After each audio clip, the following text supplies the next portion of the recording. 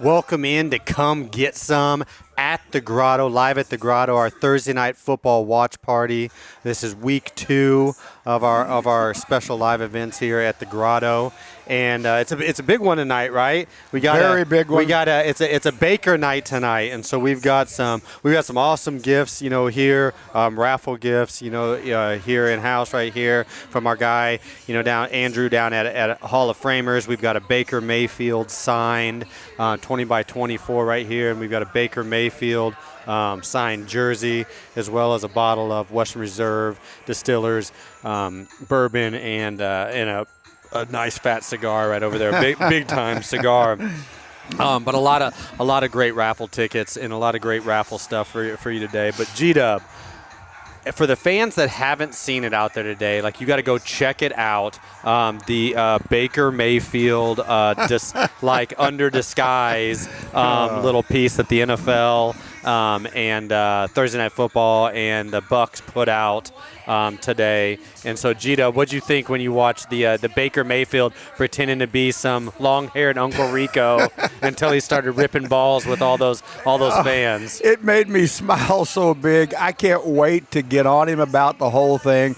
And again, I was looking about how they disguise him. It didn't disguise him for me, but it did for them just because of the hair and the nose and that kind of stuff. And then when he's more like average human size and build. And average, and they had him all puffed up, and he wasn't ripped or anything. He's puffed up in his jersey and the coat that he had on. But then he cut it loose on his turn to throw. Yeah. And I loved every part of it. I think it's fantastic, and it meets his personality perfectly. No doubt. I mean, it's so funny because he was being such a pain in the ass, the whole time with those fans who were looking around at him, and then he's sitting up there saying, "Oh yeah, I'm about to rip it. I should have gone pro." Doing the country slang version of Uncle Rico from Napoleon Dynamite, and then just ripped one. Everybody goes, "Whoa, what the hell? Where'd that come from?" But it's funny because he's kind of have his acting chops, right? He did a good job with that, and we saw it we saw it at his rookie show when he was impersonating. And he did great. When he did a great job impersonating John Dorsey. Yes. and then with his progressive commercials that he used to do, over at the Brown Stadium all the time. So that was another one of his show. I'm glad you brought it up on the rookie show. No that doubt. Was good. Maybe he's got a future as an actor when he gets done. I'm sure he does. When he gets done playing. I'm sure he does. And you know what? His personality is fantastic, and he's not afraid to compete at anything. And it brought back great memories. I loved it to death. No doubt. Well, hey, come out, join us tonight if you're here in Northern Ohio at the Grotto at the Barley House, Cleveland. We've got an awesome watch party in line for you today. Hop on, enter the raffle. We'll be raffling these off here at the end of the game. But G-Dub, these are two teams, NFC South just showdown. This is in Atlanta tonight. It is going to be. It's been rocking. I mean, right now the city of Atlanta is excited. Raheem Morris, Kirk Cousins there. They've got that place energized and rocking. We've seen this year. And then obviously Tampa's been rolling. They've been rolling on offense, putting up big points. Baker's been dicing it up. They've been playing nasty defense over there with Todd Bowles. And so what's your take? Who do you got tonight? How do you think this game's going to go down? Well, the big thing is you just brought it up that both Raheem Morris and Todd Bowles are very close friends of mine, ours and everything, and we keep track of it. I talk weekly with them about things that are going on in the league to still help in any way I can on giving an opinion when they ask me questions that way. I think it's going to be a really hard-fought game. I really do. But again, I do still believe right now, from the offense, defense, special teams, and the whole thing I think Tampa's got a little bit of an advantage, and I think that they're going to, come after it and get after it real good. I think Kirk Cousins has bounced back from his injury pretty well, and the neat thing for me to watch, because Kirk's a very smart dude, is that how he tries to block the simulated pressures and how he tries to make sure he's getting the ball out of his hands, because Todd's doing a really good job defensively of bringing it from everywhere. It's not just an all-out cover zero where he's bringing more than you can block. Let me move this come get some back here. It's the come get some 14th back. time you've hit it already. Yeah, I've already smacked it around with my hand. Is that it'll be interesting to see how Kirk, slides the protection and checks it back and forth, but then also just how he gets it out of his hand, because Todd's going to get after him tonight. Yeah, no doubt. Couple buzzwords, in there for the viewers out there. So like simulated pressure. Yeah. For the people who don't know what that is, and so a simulated pressure, and it's something that's become progressively more vogue over the last decade. Yeah. College, on up into the NFL. Especially versus all this spread stuff. But it's when you're sending, typically in football, right? When you're saying I send a blitz, I send pressure, meaning you are blitzing 5 people or you are blitzing 6 people. Right. You can't blitz 7, 8. Yes, 7 or 8 rushers can come, but technically they have to be covering somebody, and they're just adding in because of the pressure. So a 5 or a 6 man is considered a true called blitz, true called pressure. And so we're sending 4 or fewer rushers. Yep. 4 or fewer rushers, so we're still able to play 7 or more in coverage, max coverage, but we're blitzing somebody that they're not expecting to come as the 4th rusher and dropping, say, like a defensive lineman, outside linebacker out, somebody that they are expecting to potentially rush, from the line of scrimmage or somewhere in there. And so what we're trying to do is hit the protection or blitz a guy that, say, the running back is responsible for, or nobody's responsible for. The quarterback's got to throw hot off of, but they've got 5 or 6 or 7 guys to block, but you're sending some guy outside of that count as your 4th rusher. So you're making the offense feel pressure from a protection standpoint, account for it as if it is blitz, but in coverage, the quarterback who's now having to throw the ball doesn't have his typical blitz answers because, well, shoot, like there's too many people in coverage, right? And so you're trying to simulate pressure against the protection, but still play maximal coverage. And both of these teams do a good job with it. Both of them do. But Todd Bowles does a really good job with it. And he does a number of things from us, that you'll see here tonight. Yeah. Getting in bear defense, so putting a guy over the center and the 2 guards, and trying to get them to one-on-one block, what would be called a 5-0, but one-on-one block across the front, and then blitz the middle linebacker up the chute as the 4th rusher and drop both edge guys out, but get that middle linebacker up the gut on a running back or up the gut on the quarterback. Tampa did a lot of that last week versus Philadelphia, and Philadelphia didn't have an answer for it. Jalen Hurts didn't have an answer for it. We were talking in the man cave watching like, dude, the running back actually just stepped up and blocked the mic pretty good, but Jalen's just sitting there on the spot, patting, and the damn middle linebacker threw the running back eventually to the ground and climbed back and took the ball out of the quarterback's hand 4 seconds into the play, and you got to throw the ball away. But it's hard because he's seeing 7 guys in coverage and no open windows, and it can be hard versus these spread offenses, hard versus these scrambling quarterbacks. Not very hard, I would say, comparatively for some guy like Kirk Cousins. He's not worried about scrambling. Right. He's worried about he's getting the ball out hot, like you talked about, trying to check and change the protections. You throw the ball to the flat, right?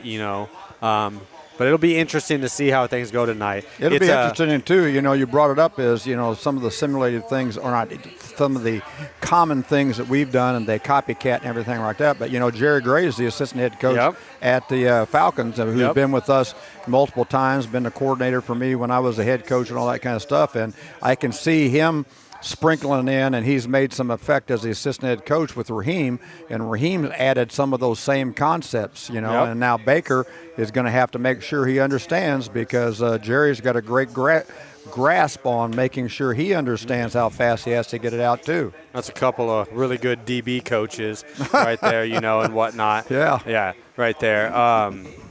Be interesting. I think the line, the FanDuel, the last line I saw was Falcons -2.5. Oh, really? And now I think they're getting like 4 at home for the at home on Thursday Night Football thing. So they're saying whatever on a neutral field that Tampa's only a 1.5 point favorite on a neutral field, but Atlanta minus all 2.5. That stuff. I have no clue about that kind you of don't care. Stuff. I could care less. You say what's your line? What's the line? My for you? line is if you want to know what the line is, come watch how many times I blitz. I'm gambling on all this kind of stuff every single time we line up on defense, especially 3rd down. That's what we should do. Take the over and under on how many blitzes. Yeah. You'd run. Kind of like the dudes used to do on the night before the game. Now, here it is. You're bringing it up now. The over and under and how many times I say the F word. Yeah, they do that in the night before the game. The fun, the viewers out there, the fun thing that the veteran players always used to do, so all the players used to do, especially back in our Saints times and our Rams times,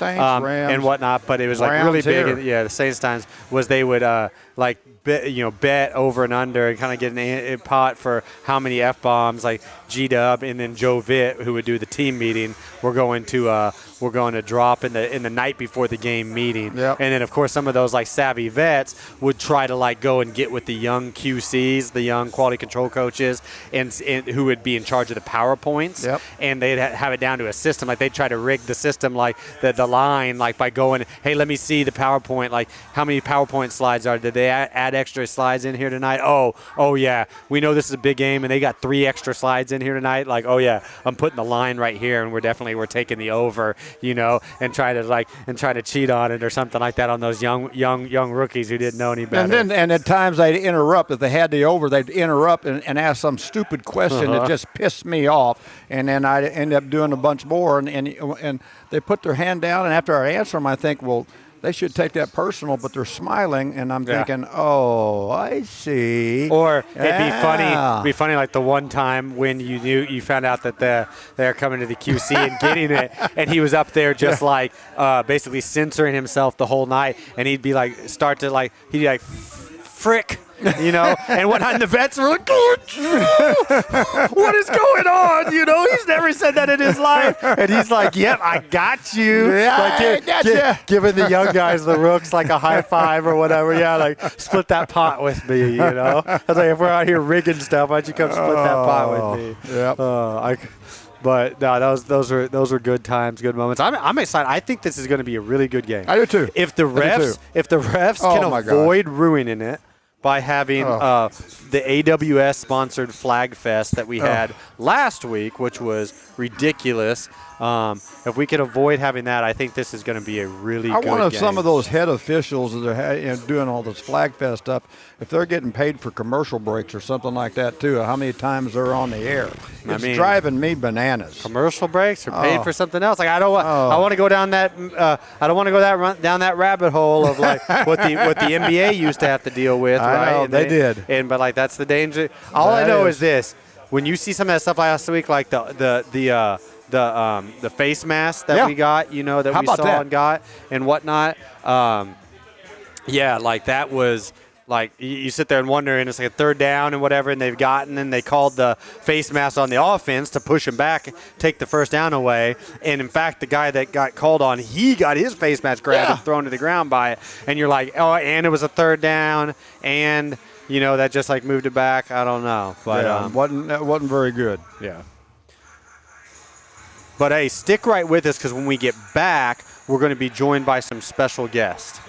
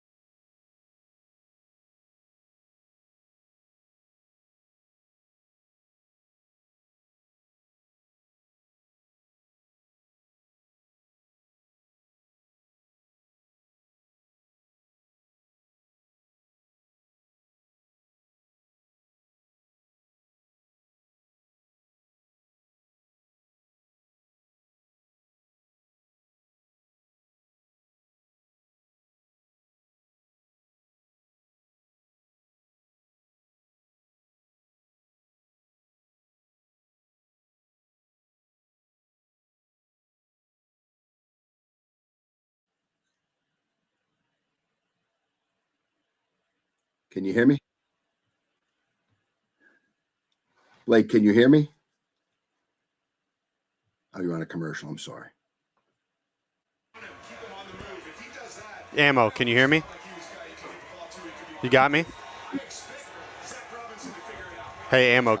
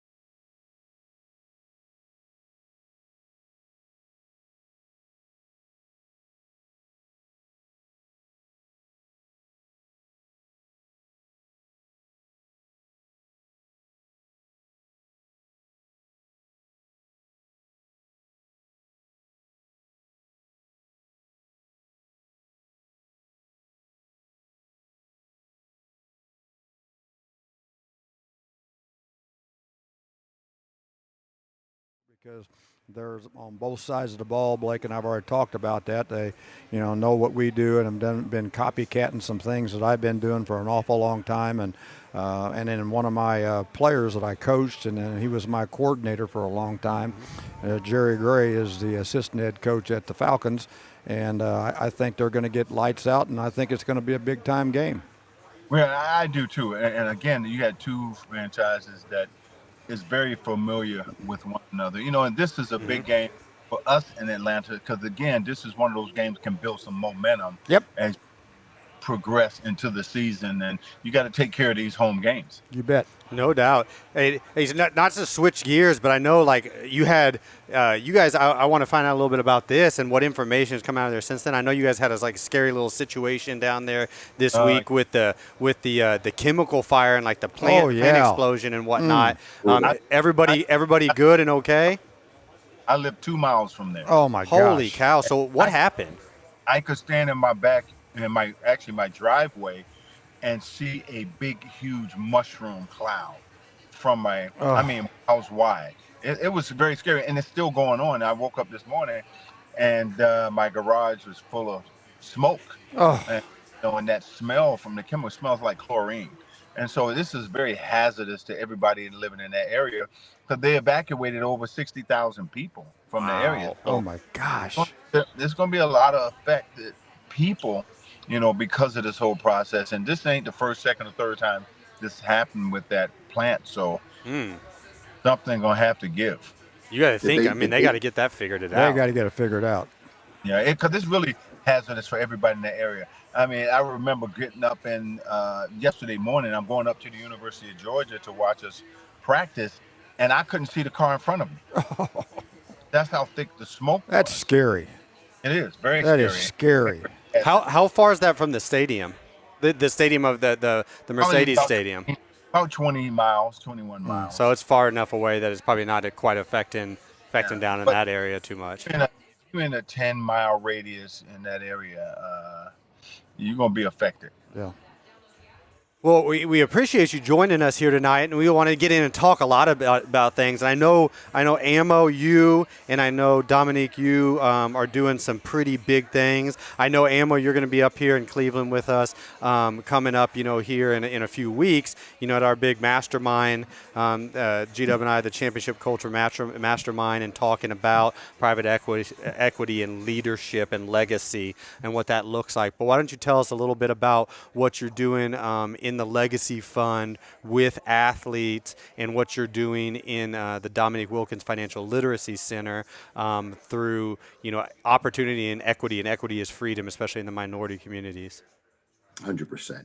So I'll tell you a little bit about the fund. The fund came to fruition with a discussion I had with my friend of 30 years and business partner, Don Prince, who happens to be Dominique's agent for decades. Yep. And I was telling Darren knows the Grotto well as well too. He was just here about 6 weeks ago when the convention was in town. And he sends his regards, by the way. Thank you. He, we had a chat, and I'm like, I started doing research on athletes. I was a professional fighter, and I always had a panache for the game.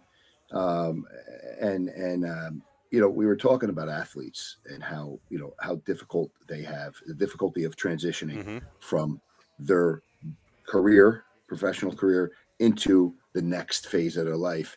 And that's how this whole thing came to be. And I was speaking to Darren about it. I go, Darren, it breaks my heart. These guys make it to the upper echelon in economics, and they, within, 2 to 5 years, they're experiencing extreme economic challenges or going broke. And that breaks my heart, So, I talked to Darren about it. He's like, Ammo, you need to speak to Neek. You need to speak to Dominique. And I said to him, I go, okay, I'll talk to him in a couple of weeks. He got him on the phone that minute. And I just hit it off and gelled. And I told, Dominique what I was thinking about, that I wanted to really educate these ballers, these athletes to, if they invest in the fund, we were going to get them positions in the companies that we own, whether it be on the board of advisors or directors, get them an executive job in the off season, kind of teach them how to become executives, entrepreneurs, investors, It's kind so of that when that, they yeah. It's kind of that transition, give a man a fish versus teach him to fish, Yes. sort of thing, right? You know what I mean? you got to be in it to give him win it, right? opportunity and Yep. education. Yep. Yep. You got to be in it to win it, right? And that's how this whole thing came. And Dominique and I were chatting about it, and then we came up, I said, I really like to get these guys and teach them. You got to be at this stage of my career. It's all about purpose, right? Purpose Right. driven, right? And Nick and I got on the same page with it, and he thought it was awesome. And then from there, we came up with the Dominique Wilkins Financial Literacy Centers, and it started at the professional level. Then we went to collegiate level. Mhm. Then we brought it down to high school. I'm ready to go into middle school now to educate. Hey, That's great. You can't start too young. I mean, No, obviously, you can't. I talk, and obviously, as you know, I mean, I have a lot of through my wealth firm, a lot of stuff that I do with my athlete clients as well too, and we talk about that. But I talk about this all the time. I don't care if it's a inner city, community, without a lot of funds. I don't care if it's like a affluent, like northeastern private school, type of community. Just in general, across the board, public school, private school, like in this country, financial literacy and like basic financial literacy is a vastly like underrepresented thing in like the Very, education very system, underrepresented. and it You're starts absolutely right, starts because young. the thing is that the younger you get them, the more Yes. to learn, because it's easier for them to learn, because it's like anything else you do in life. If it's something that you enjoy, you practice it, you go over it, you get it wrong, you get it right, and so now it becomes automatic to you. So it's easier to teach younger kids than older kids, Yep. Right. because Well they've said. been down that road, and now no one has ever taught them anything like that. So they feel like they're stepping backwards to do something like this. So that's why we have to get them young and teach them how to manage, how to balance a checkbook, and all these things that's dealing with finances, that a lot of these kids don't know. And it's a missing kind of art. It's a missing purpose that we have not stepped out to try to educate these kids on that level. Amen to Yeah. that, and That's and a I know home run. and I know we've talked a little bit about this. And Hamo, you kind of just mentioned, colleges, stuff like that now, and I know Neek, you're going through this with guys that are coming in because you're at the Hawks, coming in now, and even like your own son and whatnot. But this NIL world that we're in, and so like the financial. The financial literacy that you're talking about now is even more important because, to a degree, like when and if they make it to the pros, I mean that's W-2 money. They got to worry about it, but it's different, right? But this NIL, the wild, wild west right now, I mean it's 1099 money coming in. So many people like aren't paying taxes on it, aren't educating them on it. I've got schools and clients that are, and individual clients that are clients, and parents, single parents are still claiming their kid on their tax returns, and all of a sudden that big NIL deals hitting their tax return, and they're like, what the heck, I owe taxes more than than my salary was or whatever, and just all these little things. It's crazy right now. You're absolutely right. I tell my son all the time, I said, you have usable money and money that I call unusable. You're exactly right. And I said, and basically what I'm saying to you, son, is if you Amen. want to come over here to have yourself a good time and live life, fine. But we're going to take a bulk of this money and invest it where, if all else fails, you have something to fall back on. You got a nest egg. You got a early retirement account. Mm-hmm. Yes. And so I'm trying to teach you things that we wasn't taught, so you don't make the same mistakes. Amen to that. Amen. And that is neglected. That field is neglected. You know what Yeah. I mean? Of educating. I mean, they just don't. That's the same problem with when you make these guys make it to the pros, they still have the same mindset as they did growing up. Mm-hmm. Because in school they don't teach anything about Yeah. financial. They don't literacy. teach, not a thing. No. Not a No thing. thing. Don't Like Nick said, they don't teach you how to balance a checkbook. Yep. You know what I mean? Right. Let alone read an income statement or a balance Yeah. sheet, right? So we want to teach them how to establish credit, what that means, how to take your idea and put it on paper and then make that into a business. Mm-hmm. And I've been working in the inner cities for a long time. I was born and raised in the inner city, like Neek, and I feel like that is such a neglected area of focus. It's the financial literacy, and these guys all of a sudden, these players that you're around all day long, Mm-hmm. they come into money like like we're saying, Neek, right? With these NIL money. Yep.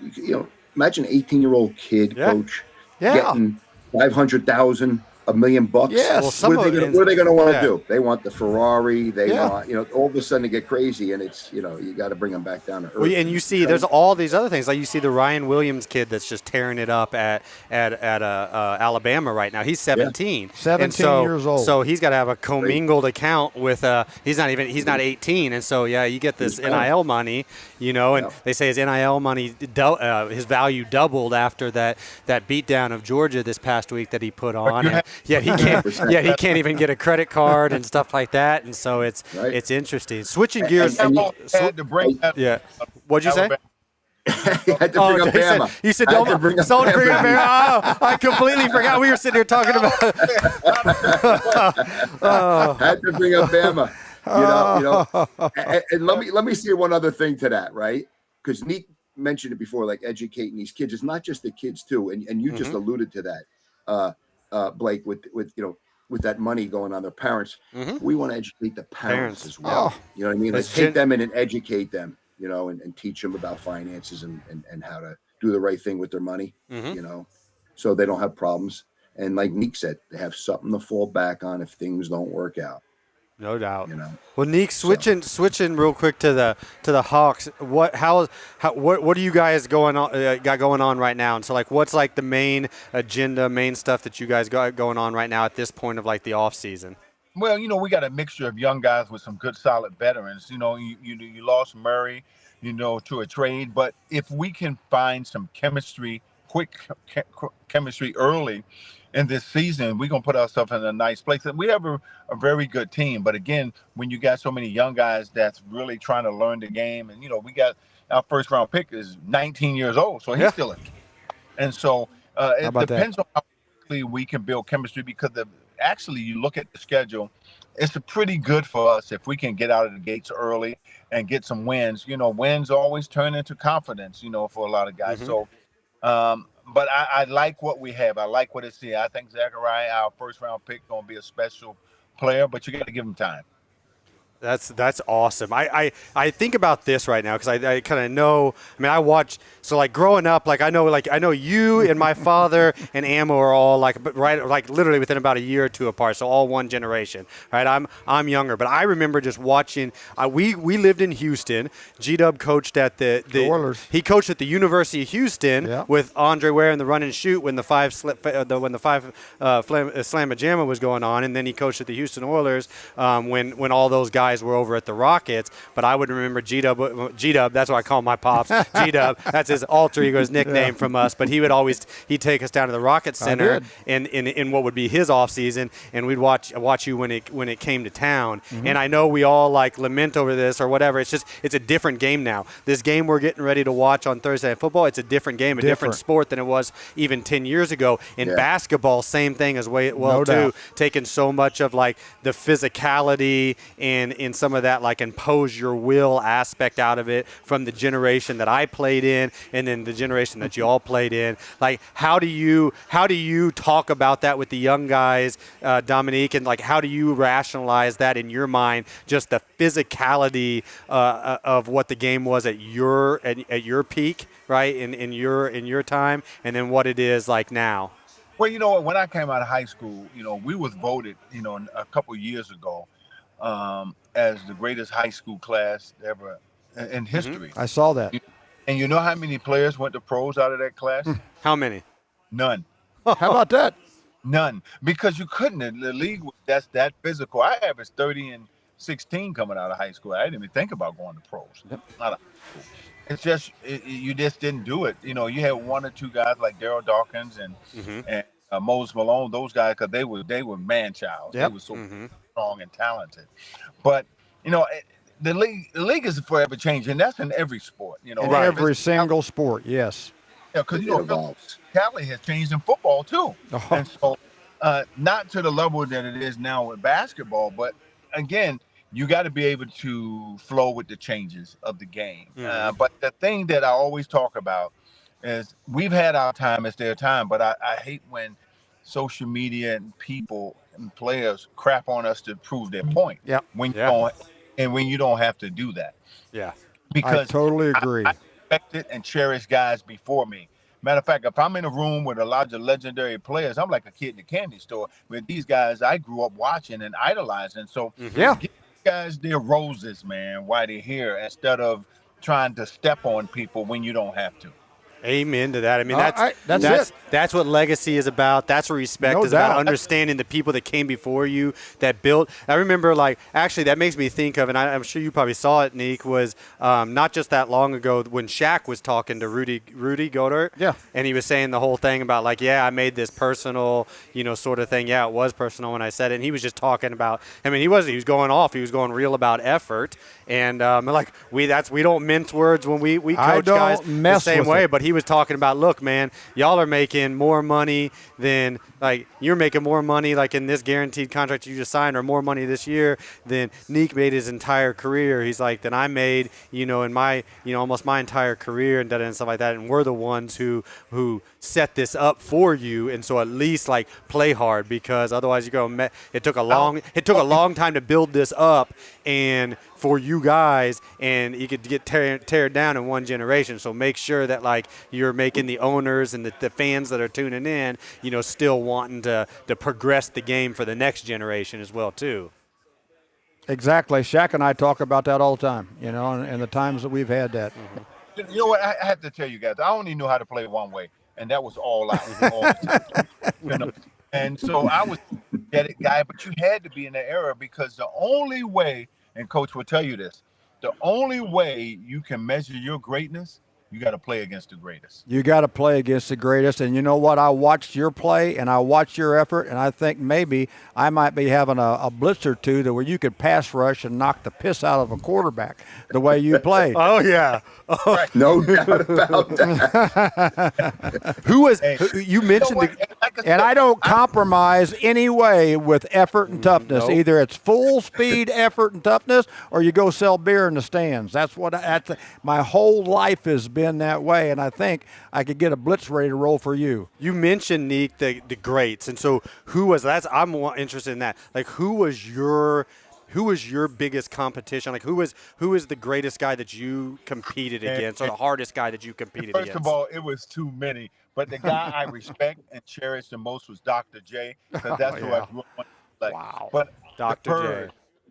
J. the Dr. J's, the Bernard Kings, the English, the Dantleys, the James Worthies, Yep. Marco. I played against some monsters. You did. You did.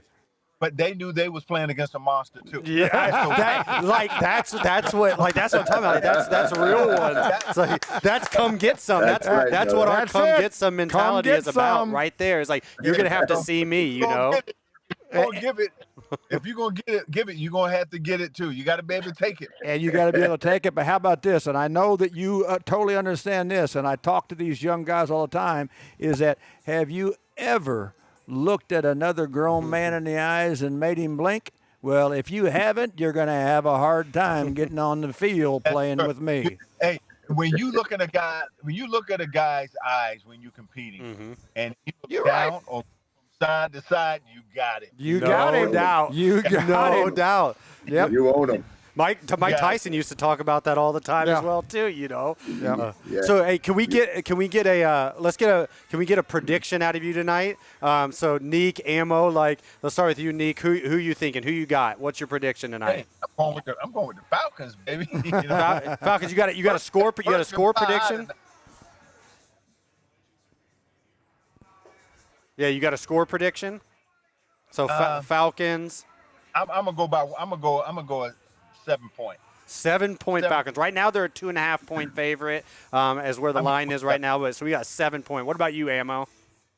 I'm going with the with Atlanta. I'm going to go with the Falcons. He's going with Atlanta as Definitely. well too. We coached Baker. We drafted Baker Mayfield, and we coached Baker Mayfield. We always talk about this all the time. Like now, especially since I've retired, after 15 years of coaching, and people still ask us, like, are you fans of teams? And we do. We love the Browns. We're here in Cleveland, but we always tell people all the time, no, we're fans of people. No doubt. And so our people. And so like I'm gonna root for. But we got people like we talked about. That's what Gito was talking about earlier. Is we got coaches on both staffs here tonight. We got our ex-players on both staffs. We got so many of our ex-players and coaches on the Browns, and we live here in Cleveland, so we still root for them. But it's gonna be an interesting game. But hey, guys, I thank you guys for joining us tonight. Thank you. Really appreciate it. Can't wait Pleasure. to get you up here, Ammo, and can't wait to get you up here, as well too, Neek, the next time you're in town, and get you up here. Looking forward to PW. Can't wait to meet you, brother. Appreciate you guys. Come on. All right. Let's do it. Hey, stick right with us, Thanks, because when guys. we get back, we're going to come back and give our predictions for the end of game.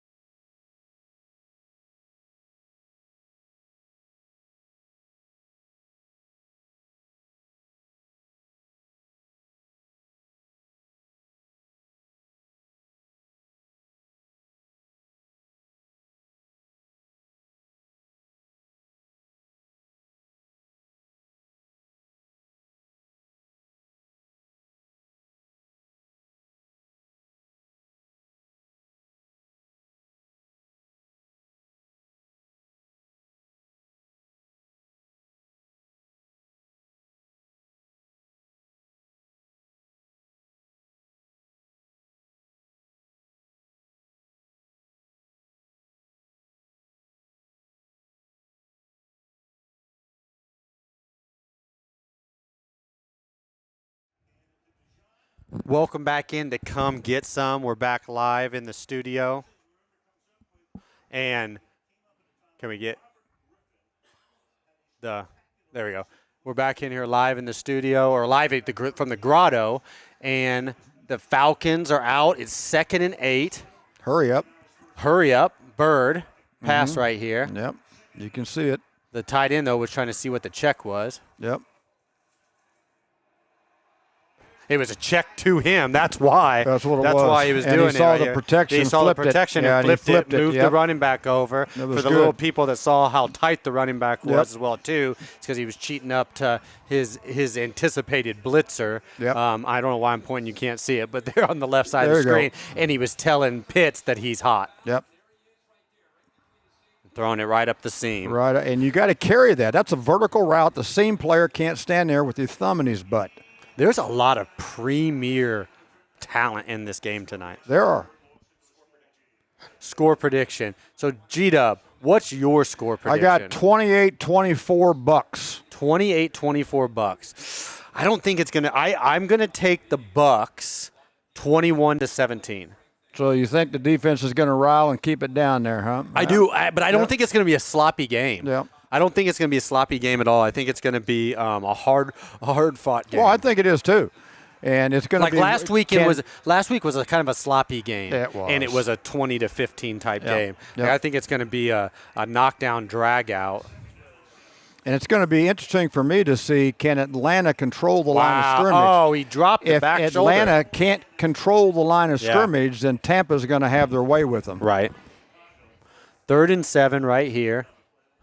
Kirk Cousins is giving the whole look up there like, how did you drop that ball? Did I not put it where I thought I put it? Yeah, he did. Right. Hit him both hands. Okay. Hit him both hands. So 3rd and 7. What do you think Bowles is doing right here? In this situation, he's coming at him. Right, he's coming at him. I think so. I mean, it's an extended high red zone. Plus 33. Yeah, he's going to make him kick a field goal. They're creeping. They're at least showing.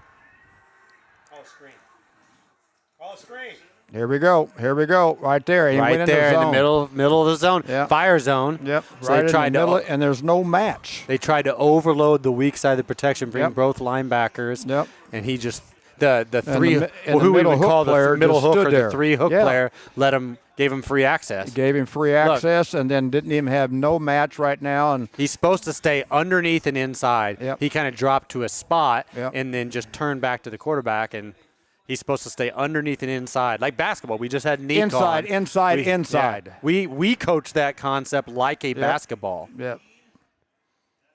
Well, that was good on the force. That was That very was good really right good now. on the force. Okay, and we talked again, a lot about that last week. Primary force, and Todd does a good job with that. And if you don't get outside of primary force, you're going to find out how tough they are. And they're wide receivers, and they're not supposed to be able to run the ball toughness inside. 2nd and 10. I didn't realize he got back to the line of scrimmage there. That looked like a 2-yard loss. I did agree with you on that too. And now, will there be a slow down play here on 2nd and 10? Will they try to slow it Drop down? back pass. Okay, well, let's see. Yep. Out it's of a pistol. Out of pistol. Yep. Yep. Drop back. God, it's just I'm telling touchdown you. right now. And I've seen this happen honestly a couple times with bowls this year, even in the past. But it's like early in the game. I don't know what they're thinking, but like early in the game, it's like inside access. Yep. Like here you go, it's Oprah. Inside Inside I know. access, just Right. come inside, and they're spot dropping Yep. in zone, but it's like they're giving. They're letting them cross face. They're not even having to go around people to see. Look, Yeah, I know. like that guy's supposed to punch and widen, meaning punch him, make him go around you, disrupt him, and then widen. Don't let and him he kind have of an stuttered inside release. and widened. You Be know, it zone or Yeah. man, don't let him have that inside release. He was outside the divider. I would say but what I was saying is like I've seen that happen a lot early in the games with Tampa's defense this year, and then they've gotten it corrected. Yeah. And then they've gotten it corrected at some point in the game. You'd like to get it corrected and keep it corrected for the next week. Don't you know? get me going on that correcting bullshit. I want to get you corrected on them. We're not. Yeah. We're on live stream. You can say whatever you want. Yeah, and that's what I said it. You tee me up there on all that TV stuff down there at Big Play, and I have to. I don't want to make sure I'm saying it on Barley. It's like we were talking about the other night, like about taking the bets on the F-bombs the night before the games. Yeah, those guys. I can't believe those guys would So- put me through that. So first 15, a little bit of hurry up, very efficient, going down, score right Yep. there. So you're the defensive coordinator. We put the plan together all week All week, long. yep. We've said this is exactly how the game's going to go, blah, blah, blah. And then we come out, we lose the coin toss or whatever, or we defer. All right, we got to go out and play defense. They come down and do that right there with a veteran, big-time quarterback like that. Now what are you doing on the sideline? How are you handling things after that immediate punch in the mouth? I'm going right to there? make the corrections immediately on the zone pattern fits, but also I'm going to tell them, like, here we come. Okay, get ready. We're going to play more man-to-man. I don't want to hear any BS. We're going to play our hash split rules. We're going to play man-to-man, and we're going to force him to take shots down the field, fast one or wide on the field, but all that inside breaking stuff, all that inside route stuff, and Easy also access, quick easy throws access, and for make an them run the yeah. ball. Make them Okay? run the ball. Make them run the ball. And easy access, quick throws for Yeah. a veteran quarterback that can't scramble, won't He's scramble. not going to scramble. Yeah, is just cherry picking. At what point in time? So we just talked about that was 7 plays. So they're not even through their script yet. Their No. first 15 plays. So at what point in time do you make that adjustment? I'm saying, at what point in time do you like you talked about? I mean, like a wholesale adjustment in terms of like, hey, we're going to play a ton more man right now. I mean, do you take it in stages? Do you come in and say like, look, these calls that I called, we didn't execute properly. Remember, we've got to punch and widen. We've got to reroute. We've got to stay in the three receiver hook. Remember, we got to stay on the line, and inside, right? And stay in denial defense there. Do you make those corrections first and then go out and see another drive before you all of a sudden start to truly change the call family? What and I'm going to saying, do, I'm hey, going to go out man-to-man and see the next drive, Uh-huh. and the first time it's not exactly what I just talked about on the field, it's over. Boom, we got to make the next thing. We can't wait till Monday. Yeah. We can't wait till Tuesday. We can't wait till Friday. We got to get ready to roll, and you got to jump in there. But I'm going to see exactly how that landmark Yep. and the pattern fits what we're doing and making sure that they're going to go wider. Right. And then you come over and make the adjustments again, right? Yep. And try to give them maybe another opportunity. Uh-oh. And then but at some point in time, you got to say either, hey, the scheme, I got to change it up, and that's why you got to – as G-Dub would always talk about this. He's like, hey, I don't want so much scheme in the game plan that it overloads them. Right. But I want to have enough bullets in my bandolero. I want to have enough bullets in my right bandolero. now to fire I don't want to go out there bullets. with one bullet Right. and put that because he's like then I am putting it all on the players. Right. I don't have enough practice in the game plan to be able to help them, and so I want to have enough that I go into the game with, and then I can call the stuff that they're most comfortable with. If it's working, it's working. But I got to have some options to help them on game day.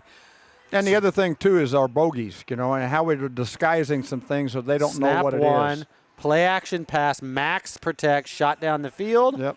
and just a deep read. 2-man route in both the Z Deep and we curl. call that X and Z read. X and and so Z read. both guys are running deep curls Yep. because off coverage, you sucked all the underneath coverage up. Play the action. back coverage is way deep. They've read it. They can't blow the top off the coverage. So they sit down, Evans, set down right there, and you got a nice window to throw it in. 1st and 10 now after that. You come back and run the ball right here in your first 15. I would run it. Looks like rabbit to me. Rabbit, rabbit, rabbit. Run to the offense's There it is. left. There it I mean, is. offense's There it right, is. defense's left. Yep. Power. Counter power Yep. lead. Okay, they took the tight end. And So now you're going to come back in about 2nd and 4-ish. And it's managing both sides. I thought they did a good job on the other side on managing the 1st and 2nd down. Let's see here. Play action again. If it's purely scripted, I'm guessing some sort of drop back pass Yeah, or like it'll be drop quick back. or quick screen. Yeah, it's but gonna if be he's drop. calling off of down and distance Yep. within the scripting Right. and not just calling off that this is pass. Bird. It's Bird. Look at the running back. 12 personnel. Yeah. Oh, come on, Bake. Come on, Mike. Mike stopped, though. Okay, so he was reading that as a true zone coverage, Yeah. and he also he's irritated on pass interference because he was grabbed. But also Terrell Jr. He jumped and did. cut off the He route. jumped right This is now. what we're talking about That's on a collision. great hash Yeah. split rule. Collision the route and not just give free access. That's right. Okay, you can see where Mike Evans is lined up. He's not going to run an outside route. It's going to be an inside breaking And route. if it is, it's just going to be a go ball in the fade line, and you just cut him off. You just cut him off, and then you got help over the Double top. A anyway. mug, blitzed up inside. There you go. Yeah, right over the top, right over right there. He did a good job, and that's right there. There for you go. Baker. That would have been last week. Every flag in the stand, they would have gone and gotten some terrible towels from the Steelers to throw on that right there at the end of the play where that player slung him down. Yep. That was a good job in blitz pickup, and so they went double A mug and tried to run an Baker inside Mayfield twist game. run and help him up after this play. Watch the quarterback, who is the leader, be Yep. there to make sure Mike had assistance coming up on a great catch. That's camaraderie. Rabbit. This looks like run. I agree with you. This looks like run to the offensive Toss. Right. Yep. There it is. Toss. Yeah. Got outside the force player, primary force, but secondary force was pretty solid there. 2nd and 9. Drop Yep. back pass right here. That's what we would be thinking and playing right here. Drop Just in back pass or general. screen. Right. And so and some of the things that G-Dub and I are looking at right now, when you hear us, like we're not doing the Tony Romo, thing. Like it's just what we see, right? So like that last play right there, that was everybody was again cheated flat up to the line of scrimmage, flat backed. What we talk about, like there's not like this uneven distribution and guys on like different levels and They're different all standing flat up back. and whatnot. Flat back, they're all cheated up to the line of scrimmage and Running they're back 7.5. and tight and even distribution splits. Yep. Like when it's in pass, especially so far that we've seen, like the running back and shotgun protection on every pass tonight has been in front of the quarterback. In front. What we would call levels. Level so we would one. say level 1 is in front of the quarterback. Level 2 is even with the quarterback. Level 3 is, again, these are all beside the quarterback. Level 3 is beside the quarterback but deeper. Level 3, we're thinking run, rabbit, in specifically some sort of inside Right. zone or up the gut shotgun run. Level 1, especially at the NFL level, At the NFL level Yes. is primary.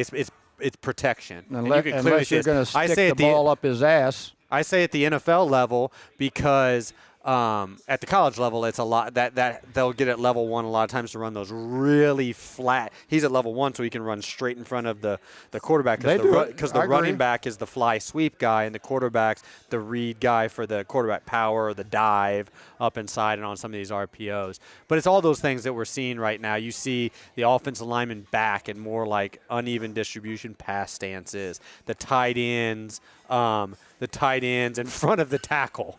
They should both be on the line of scrimmage, but it looks like the tackle looks like he's lined up in the backfield relative to the tight end. The tight end's cheating up on the line of scrimmage. Because he's getting ready to run his pass route. And getting wide because he's getting ready to run a pass route, and the tackle's back there deep, and it looks like an inverted wing. You're like, wait, is the tackle a tight end off the ball? Yeah. And all those things. You're like, no, it's pass, and they're probably going vertical to the tight end. And these are just those things that when you just watch hours upon hours upon hours upon hours of film, you learn and you teach your players to try to see really and we quick. did that on day one, and every single coach, in our what I have a form that every single coach has got to be ready to present that in the staff meetings to me on Tuesdays, because Wednesdays, before we get into anything schematically, who invented that form? I don't know. Yeah, it's probably me. It was probably somebody that had just graduated from Princeton. It was like, let me, and it was 21 years old coaching in the league with you, and was like, hey, let us do this stuff a little bit more efficiently. It's not stuff that you wouldn't ask the coaches for, but then every week you'd be like, they'd be like, wait, what do you want again? It's like the same shit for the past 20 years. I want the same thing. That's right. Every single week we got to have maybe you need to have the actual sheet. Yeah, so we have it now. Organizational 101. Yeah, how about that? But, yeah, no doubt. So third down right here. They're at it's going to be, about 3rd and 9 at about the same location, right? So this is technically could be 4-down territory right now. It could be, yep. And again, like with me, I've already put it in. Yep, that'll influence the call. They could run the ball. They could screen the ball right here. In the quarterback's helmet. Right now it's no back. I mean, they're close enough to kick a fairly easy field goal, right. And so it doesn't have to be 4-down territory. But there's the screen we were talking about. There it is. And so that's a very good play. It was a great play. It's a great play. Play that they may not call if it was on the -20. No. It's funny. It's funny though. I don't know. It's funny I say that, but it's like, would it not work the exact same way on the -20? No, right? Yep. But it's like you're calling it because you've got the comfort of you already know you're going to go for it on 4th down. You've got the ace in the hole. You're calling it because of that comfort. Yep. And who knows, man? 1st down, Bird right here. Pass, 5 out. Another inside access seam. How about that? And another inside access. How G-Dub, do you do that? may end up being right. I'm telling you. If the two defenses don't figure out how to defend a little bit tighter in I may have underneath and inside. Yeah. 28-24. You said 28-24, maybe 28. Look at this. Look at this. It's going to end up looking like it's like playing catch in the backyard. Bama, Georgia game. The ball's inside the pro hashes. It was a hell of a throw right there. It was a very good throw, very good timing. Weak side of Tampa. Yep. 2. Yep. Just bend it inside the Will linebacker. And that's a thing right there. And that's Mike. And that's a thing right there why we have the injury timeout. And so the reason they bend that seam, and so they come back to catch the ball at a specific point, usually like 18 yards deep, 2 yards outside the hash. And it's about where they started at. But they bend it. They run this bender seam or banana seam because they try to get these, whether it's man or zone defenders, to chase them on the early part of the route. And they come back to their original line. So they try to get the defender to chase them out as a decoy on this go ball versus just run straight, so that now the quarterback can throw the ball back to a spot inside him when the defender's thinking they're having to chase out, and they can bend back inside, which is what you saw right there. And that takes a lot of coaching, especially coaching from an offensive perspective to the defensive player on how to, again, play it like basketball, understand see man, see ball, and where the hoop is, what you're defending, and stay in that line of sight and don't chase people. 1st and goal from the 2. Don't chase people. My man Nick Padone is showing me back over here. Mike Evans, anytime touchdown. I think that's his bet that he's got right here, and we got him singled up. Here it is. Roll it's open. Pass. It's open. Roll It's pass. open. Hey, You called it. pass. I'm telling you, my man. Here we go. My man Nick Perdone is Nostradamus. Yeah, it is. He always pulls some Nostradamus stuff. Unbelievable. I'm too I always want to sit there and just throw reduce throw the just a split stack. on roll I pass. just want to throw like a stack of hundreds on Look one at of his this. Nostradamus. That's going to be the one time. Mike Evans decoyed it, and he's reduced split on roll pass, so he came straight back to him. We saw the setup, and we're like, this looks yeah. like it could definitely be coming to Mike Evans right Yep. here. What you win, Nick? Oh, he said we're in a parlay. We're still going. Don't jinx it yet. Don't jinx. What's the rest of the parlay? Baker 225. What's the rest of the parlay? Bucks money line. And Baker what? Baker 225 yards. Bucks money line. Bucks win. And then Mike Evans with the first touchdown. And what's the when you got it locked in? What was the overall payout on it? I know. I want two questions. What was the overall payout when you? 20 pays 140, and then now, after that touchdown, how it? You're not letting me cash. No. But I'm saying after that touchdown, what is that? What is the bet? That bet changed to? Can you see it now? No, I didn't know if people could hop in and just get the other two legs of the parlay or something like that, and the odds had gone way down. Because sometimes you could do that, you know what I mean? So 20 pays 140. There we go. Pretty good. But they're not letting you cash it out. Not yet. Not yet. We'll see. Baker gets up there to 225. He gets Here up there it comes. Here it Baker comes. gets up there about 7-7. 200 in the first half, and they may say, "Please, would you take $50 right now?" Both teams. What's the opening parlay? drive What's the parlay defense on? can't stop them. What's the site? DraftKings. 57 yards passing already.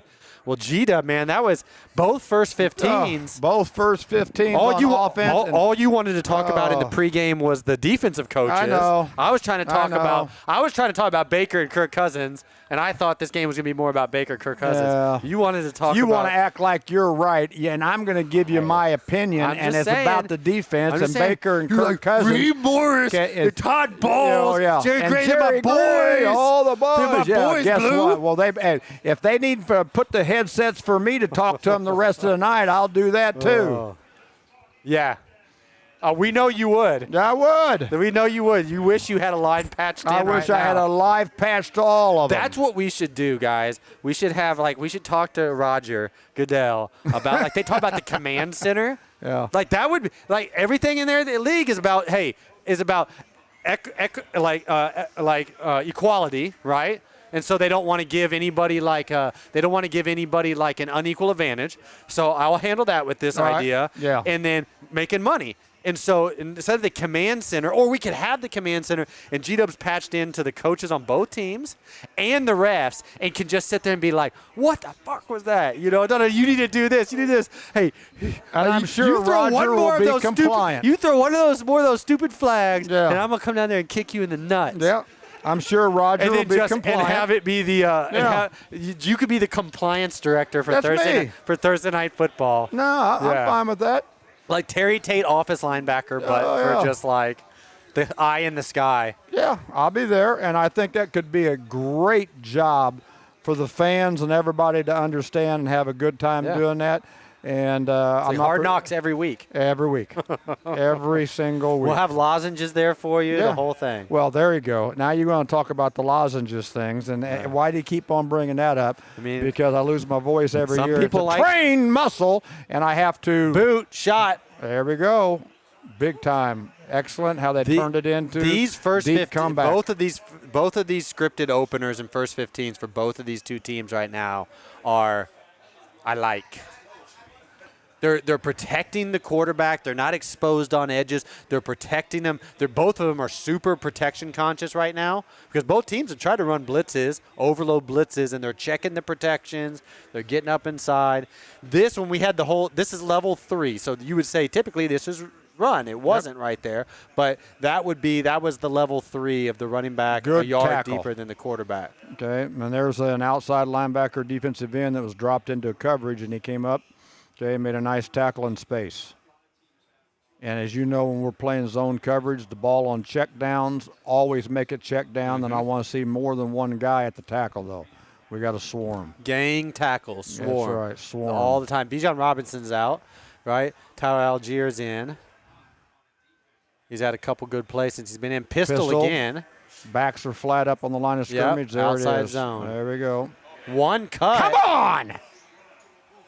Let's go! How was the force there? Right there, the force sucked, and the downhill playing inside looked like they were playing pat-pat with their feet instead of going up and playing in the gap. They got to go. Stop pat-pat and go. No one back, one gap? No, one back, one gap, and right now, go, go, go. Why aren't you down there? Okay? Why aren't you down there? Yeah, so at the end of the day, we always talk about there, when we say the most primary thing is primary force.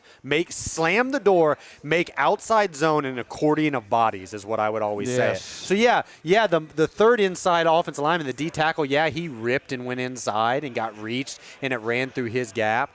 But had the guy on the edge just slammed the door and thrown the tight end into the tackle and made an accordion of bodies, a pileup of bodies, then it becomes a game of space over a game of gaps.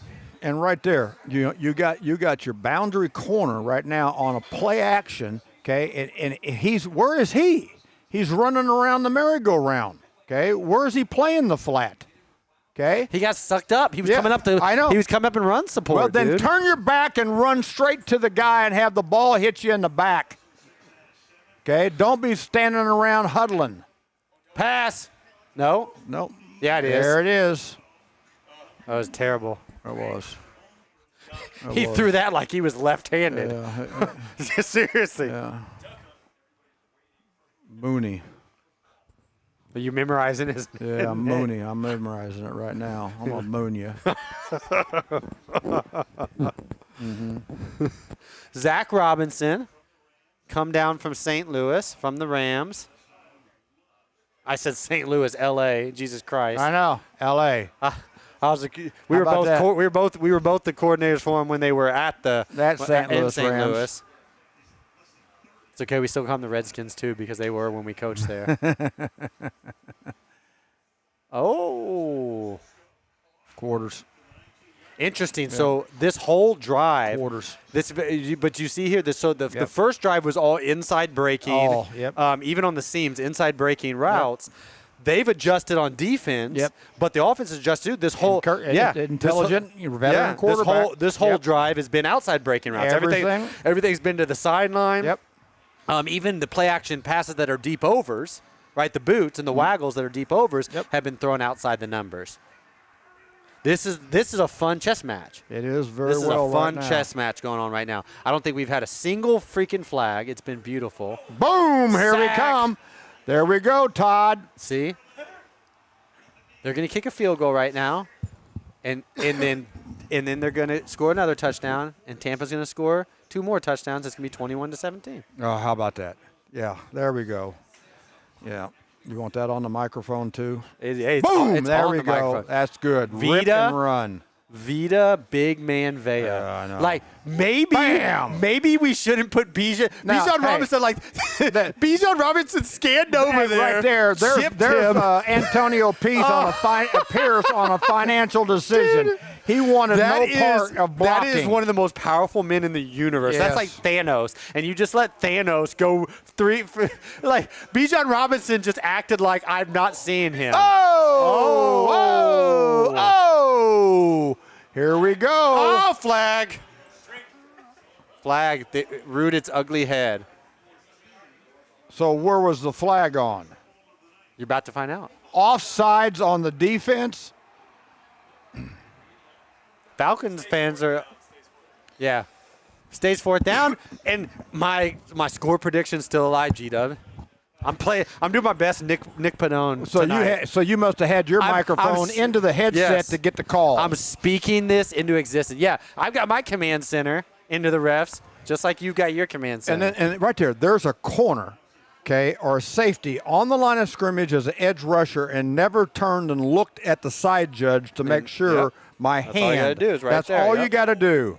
He missed it again. Hey! Flag. There, no. I don't want to hear no more about flags. Okay, and right there, the last name, K-O-O, okay, keep on outside kicking it. Okay, K-O-O. That's what Koo stands That's for. what sounds Koo. He's one of the all-time. He's one of the I know. all-time most through his 7-year career, one of the most all-time automatic dudes. Yeah, right there is automatic again. That just chip shot field goals. Chip shot. Okay, so you've made the adjustment, G-Dub, on the sideline, and then you come out there, and they went away for leverage again. I did. But And they're they not did a very all good job. options. Yeah. And it was so, very, very well coached and very good adjustment. And here's the deal. That was a plan that was done during the week. During the week. Kirk recognized that. Okay. I know that you know that I know. Like, we're anticipating this is how you're going to come out. Yep. We're going to watch and see and anticipate this is how you're going to adjust. Yep. And so, G-Dub, at this point in time, man. They've tried changing to a lot of different zones, and everything's going to the whole of the zone right now. So try to start manning it up a little bit. You're going to have to start mixing it up. Do you think Bowles is going to adjust to that? Yeah, I think so, right? I think so. A little bit more man Yep. and a little bit more man pressure. Yep, I agreed. What do you think Tampa's going to come out and do right here? I think personally what they're going to come out there, they're going to come out throwing, but I think they're going to up pace the tempo a little bit. You think so? I think that you're going to see Baker in and out of the huddle a little bit faster, and I think there'll be some times when they don't even huddle. Yeah, that's just me. I think they were crisp with their operation and pretty fast the first drive, but it'll be interesting to see here this second drive, like what they do. There's not really pressure on them, and so like last week when Tampa played, right, everything was out so fast from the get-go. So fast, it was just ridiculous. Fast. Baker was 18 for his first 18. We all know up here in Cleveland because we were getting to watch this amazing. The football gods blessed us with Baker Mayfield having 3 first-half touchdowns and being like 18 for 18 or 19 for 19, and then Joe Flacco coming in and throwing a touchdown pass off the bench. At the Colts. Let me warm up this 38-year-old. No doubt. I don't know, whatever. Yeah, 39. We were rookies the same year. Yep. Like I think we're the same age. I turned 40 here in December, and we played him. In fact, we played him. Hugh Jackson was the quarterback coach. He was for Baltimore. That's right. Right. Played against them a ton. We played. It was actually the last game of the year. Yep. It was the last game of the year. We played him that year in 08. Yep. All right. There you is go. screen quick. That's what I was talking about. I mean, this is how they came out last week. This is what they do, and they throw the ball quick. They create run space. Okay, it's an extension of the run game. Yeah, it's an extension of the run game right here. And again, I watch this. I watch how fast offensive play callers get the play to the quarterback so that you get to the line of scrimmage so now that he can make decisions and read things. To read the defense. But nothing more chaps me is to see how late the plays come in to the quarterback because of Where does it chap you? Chaps me right on my ass. There we go. We used to have like these huge, like the 50-gallon or whatever, the biggest trash bags. Yep. Right. We had those filled with. We had it because Gita says all the time, "Oh, y'all chap my ass. You guys are chapping my ass." And so we got, what was it, 10,000? It was something like that. 10,000 chapsticks. Like by this, like it was like whatever, Amazon drop, Chinese company, whatever. And when the players got it, and like 10, and the players were always using chapstick, and so they're like, this is gonna be funny. And the coaches and they titled it, and it said, "You chap my ass," right? Like chapstick on chapstick. And so that's what everybody around the building would use. You chap my ass, chapstick. We still got a bunch of them at the house. I know. I still got a ton of them. Bomb. Oh. Damn. We caught it. I got the one clap right at the same time as Baker did, the old one clap. Yeah. What do we say about the one clap? One clap is that why don't you go out and make about 19 claps because you completed the damn thing instead of one. Yeah. Poor little old me clap. We always used to say we don't want to see that one clap. We don't want to see that one clap. We want to see multiple claps. We know you just screwed up. We want to see the one clap. I don't need a one clap down. to tell me that that's what you think. No, I don't want to mess with it. 2nd and 10, drop back pass. Checking the protection. Look at the back. They're sliding right. Yeah. Get it out. Good job. Very good job. Bakes. So 3rd and 2. Yeah. 3rd and 2. And he did the same thing and saw the quarters coverage. Did the same thing. Worked the flat. got it out on time. Did a very good job. And See, that's can what we get another quarterbacks do. score in before the end of this quarter? What the quarterbacks do.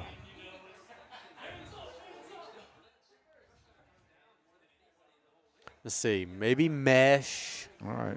Broke the huddle at 17. A little bit later, but it's third down. Is it 11 personnel or is it 10 personnel? It's 10 personnel, isn't it? No, it's tight end down here. Okay. In the slot. It's 11. Oh, behind them. Come on! Bake. Damn. He put one hand back on the ball right there. Baker knows he threw it behind him. He threw it behind. He's got to catch it anyway. Okay, listen to me. Receivers have to if be it hits you in the hands, you're a professional football player. That didn't hit him in the hand. It hit him in the bicep. Well, guess what? No, I didn't hit him in the bicep. It did too. It hit him right there. Oh, if it hit him in the bicep, that he got no bicep. That's why it bounced off so hard, because he's rocked up. Yeah. Let's see if this guy can make a field goal. Kickers. There we go. Kickers. Don't get me started. You guys are ruining my prediction. prediction. You're ruining my prediction. Let's roll. Right now, it's going to be interesting to get to 28-24. That's going to be hard. First quarter's almost over. Thanks for that riveting piece of commentary right now. 10-7.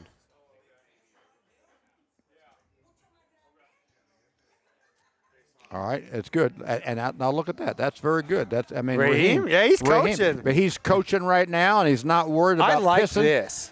I like this. That how they've got the still you can you know what I'm saying? You can still see all the stuff that's going on, the coaching adjustments that are going on with the ads. Yep, no doubt. I agree with that. And I'm going to call Shaquille and tell him I can't believe you can fit into a picture that's not a full picture on the screen. I didn't know what you were talking about. I was watching the game. Shaquille, I thought you were calling Todd Bowles. was on the commercial. I thought you were calling Todd Bowles. No, I was Shaquille O'Neal. I was like, Shaq's going to come at you and say, damn, bro, you say we all look alike? Jesus Christ. I helped him this summer with that big foundation down in Atlanta. Yep, where they're at right now. Yep. Neek and all them down there. Yep. 500 underprivileged kids. We had a week camp. That's part of what they're good. obviously building the first Dominique Wilkins Financial Literacy Center down there. And we're trying to bring one to Cleveland, being the next place that we bring one to here shortly. So a lot of those guys that would be a part of that are in here tonight. Just come over from their real estate mastermind. Yep. Out of the back of the end zone. Don't want to mess with any returns. Let's go. Hey, this is G-Dub. Hey, G-Dub's in it right now, guys. Like, he's over here rocking like Rain Man. I am. He's intense. Like, you could tell like the juices are flowing. Last week he was bored. I was bored. He was like this, like the rest of us. It's like this is a flag fest. Yeah. This is like, and then just some like just bad sloppy coaching decisions and playing decisions. No doubt. This is a fun one. I can see you got that Thursday night flair I do. in you right now. And I like how hard they're playing. Here we come. All right, so he caught him in the pressure. Okay, and they did through the quick screen, had a nickel pressure coming right there. And that was for man. And so that little motion right there, they motion him across and run him back. And what the quarterback is doing is looking for a man traveler. And he's got a zone read or a man read. He knows that man guy is running with him. And the guy getting the ball knows as well, too, because he can see the traveler. And you put your foot in the ground, and now you try to get out leveraged on the traveler, the guy running man-to-man on you, and get a little man screen. There's a zone option if it would have been zone here we go. instead. Flat backs, pistol. Double screen is what that last play was. There we Outside go. zone. Outside zone again. To the offense's right. Now, how about this? Behind, is Jake playing? Is he back healthy? I haven't actually looked yet. Hey, we set the edge, and we played downhill with the off-the-ball linebackers. Jake Matthews. No gain. He's hurt. No gain. All right, so no huddle. Interesting. No huddle on third down. I like it. Third down. Freeze their base package out there, and then quick snapped them. Yep. And they played zone on third and Well, they had to because it was chaos. You know what I'm saying, Gito? They got chaos. I agree. So what we're talking about there, that was excellent. So they went no huddle between second and three, third and three.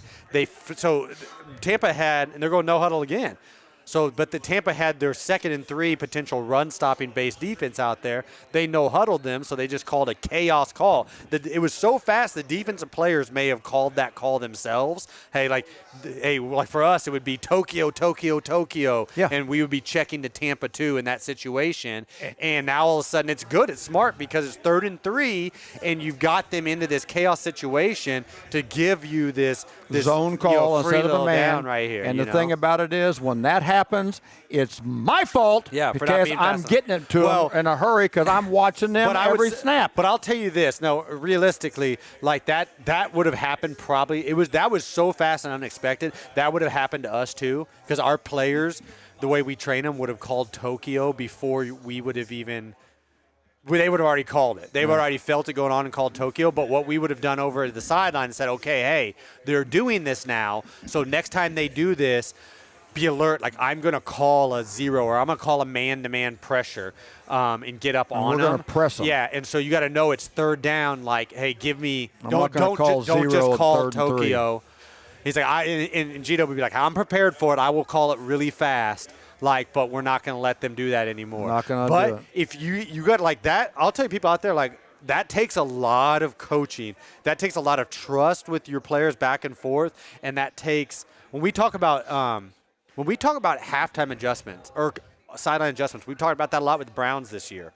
Whether it's happening or not happening, we've talked about that. Yeah, I know. Is that doesn't happen on game day. No. Right? That is the end game day, and being able to do those things on game day when shit goes foobar, effed up beyond all recognition, right? When shit goes foobar on game day, that happens because the way you communicate in every meeting, every walkthrough, every practice field, and that is that way. You have open and free communication. You got game-like, and you're stressing them. You're not just doing all these perfect plays, and you're giving some what-ifs and doing all those types of things, and you're trying to go through and see how guys are going to just react, right, to the shit stuff. And right? every special situation period you build that that's in practice, we also have a scripted play where we're coaching the scout team offense to give us this look so that we can rep that right now. And it's not a missed call that way. Okay, not a missed call that way. No doubt. So that's all right. Everything is good. Okay, and that's what we got to get done. We got to get that done better. We'll come back here and see through the end of the first quarter, and then we're gonna send you guys off for the night. It's gonna be a little quicker, more abbreviated one here tonight. But we got Red Panda in the house. There we go. We got Red Panda in the house. I feel like I'm on what would they call this? The America's Got Talent. We need to get Panda.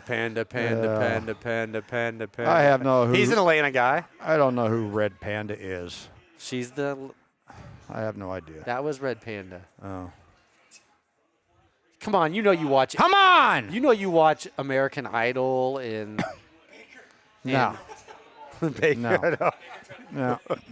Yeah, Baker looked around. Did everybody see? He looked around. Did everybody see my 28-inch vertical? Kirk Cousins says I'm throwing it to make a commercial on this one too. I want to get one of those shows that Baker did. See if he could catch the ball. 2nd and 10, overthrow and drop back pass. Let's see right here. Do they have a get back on track play? Or do they have we paid this dude and we brought him here, veteran dude, in order to get back on track? It's level 3, but it's deep, guys. It's deep, and the so right this tackle. Has been yeah, for it's them passed. here tonight. It is.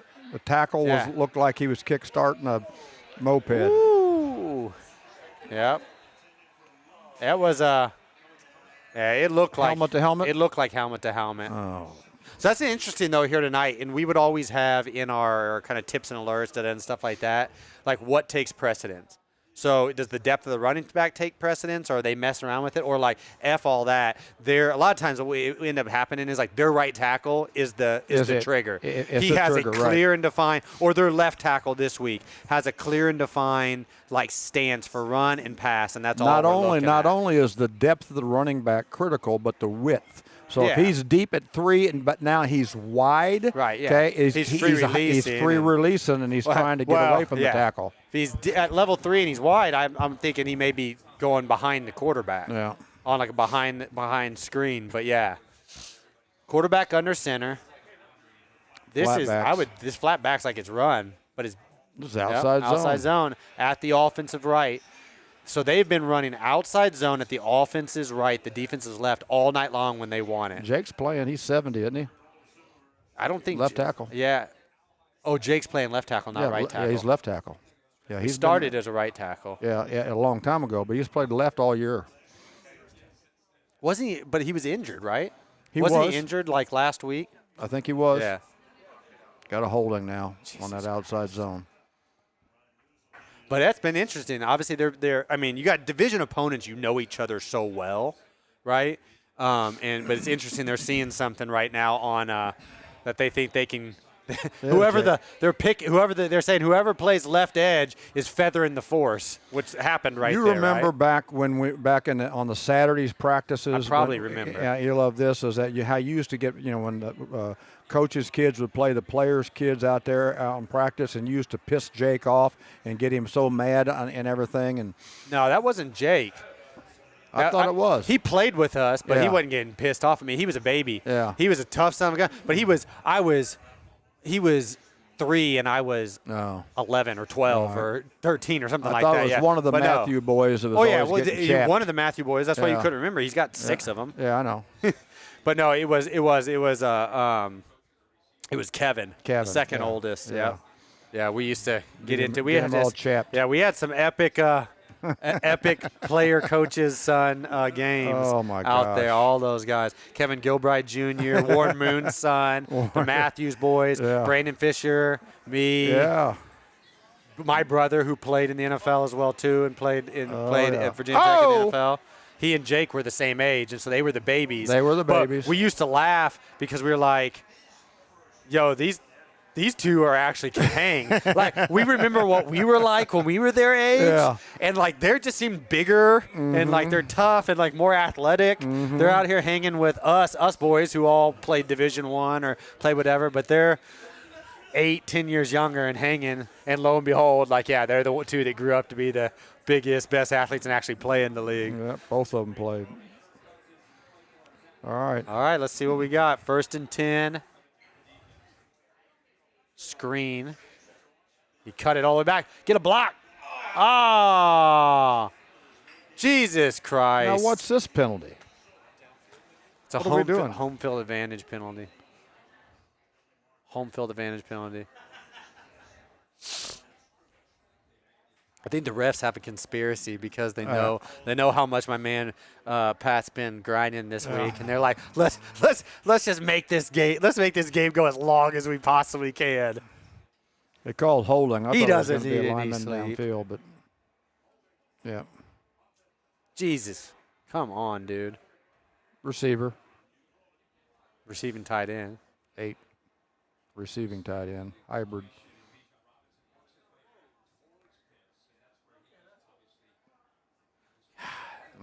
I don't know, man. I don't know. That was 23. I mean, it had no impetus, it had no effect on the play. I mean, Bijan Robinson had already gone down. Yeah, 23 was given his biggest acting job, which was good.